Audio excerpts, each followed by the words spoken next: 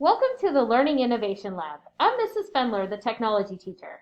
And I'm Mrs. Capello, the school librarian. We are so excited to work with the students in our virtual classroom. The Learning Innovation Lab lessons are based on the 6-day cycle.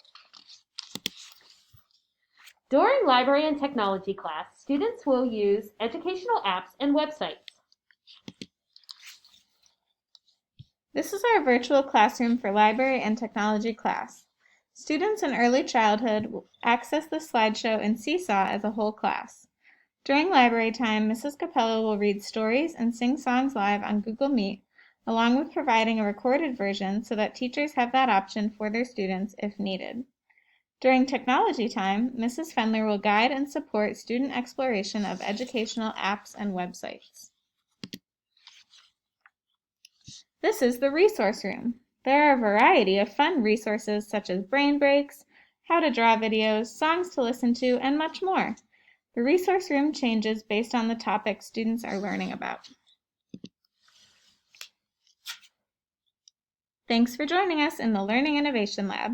We look forward to a great year.